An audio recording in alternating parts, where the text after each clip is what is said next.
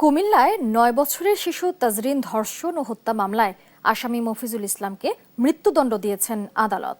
বৃহস্পতিবার সকালে কুমিল্লার নারী ও শিশু নির্যাতন দমন ট্রাইব্যুনাল ১-এর বিচারক মোহাম্মদ ইয়াসিন আরাফাত এই রায় ঘোষণা করেন। মামলা সূত্রে জানা যায় ২০২৪ সালের ২৯ এপ্রিল স্কুল থেকে বাড়ি ফেরার পথে অপহরণ করে মফিজুল।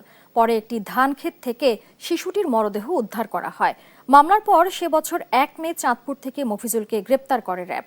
বিচারিক কার্যক্রম শেষে ১৯ কার্যদিবসের মধ্যে আদালত আজ এ রায় ঘোষণা করেন।